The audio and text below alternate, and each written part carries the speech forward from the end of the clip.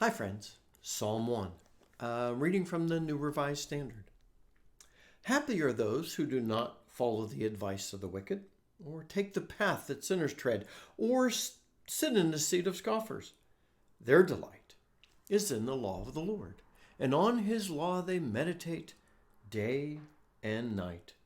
They are like trees planted by streams of water, which yield their fruit in season. Their leaves do not wither. In all they do, they prosper. The wicked are not so. They are like chaff that the wind blows away. Therefore the wicked will not stand in the judgment, nor sinners in the congregation of the righteous. For the Lord watches over the way of the righteous, and the way of the wicked will perish.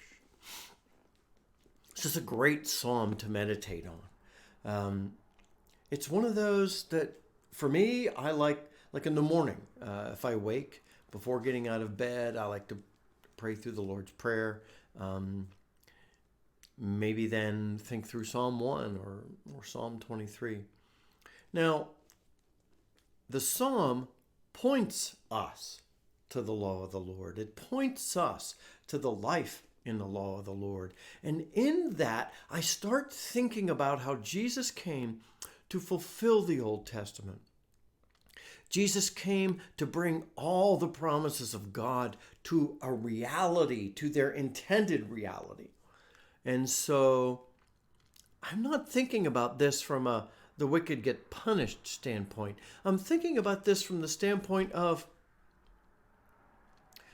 don't spend your life aligning yourself with those who aren't connected with the Lord, those who do things that harm others, those that do things that deny and reject the Lord, the sinners, the scoffers, those who are wicked in their intent.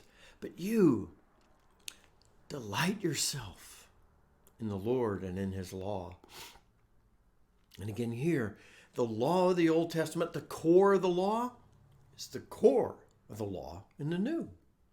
Jesus said the two greatest commandments are to love the Lord your God with all your heart, soul, mind, and strength, and love your neighbor as yourself. He's quoting Deuteronomy 6:4 and Leviticus 19:18. So many other passages like this that find their fulfillment in Jesus. Ezekiel, I will remove from you your heart of stone and give you a heart of flesh. Oh, so many passages that we align ourselves around. And so today, I'm thinking about meditating on the life and the law of the Lord. What does it mean to remain connected with Jesus, with God through Jesus? What does it mean for him to be the vine and me to be a branch that abides in him, that produces fruit from him and for him? You see, meditating on his word is not just a head thing that spills into our actions, and it transforms our heart so that we become different kinds of people. That's why Paul says in Galatians that the fruit of the Spirit is love, joy, peace, and so on. It's fruit of remaining connected with the Lord. And so we dwell on him. We look to him in each moment of life. And that then spills into all that we do.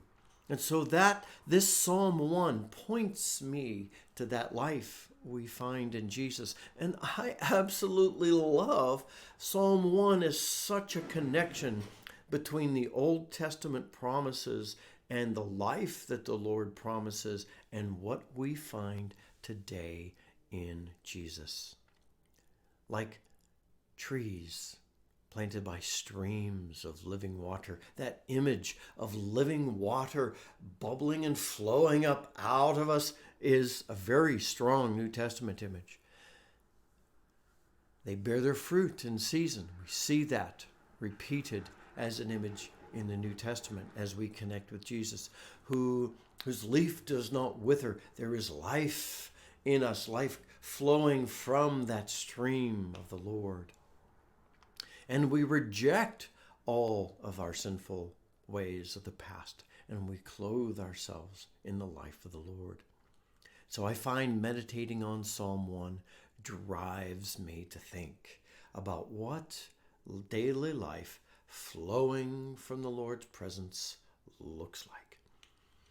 Again, we're not digging deep into the psalm, but I want us to be able to use this in our daily meditations to see life that can flow in and through us, because that is what the Lord intends. This is Scott Shade. Blessings.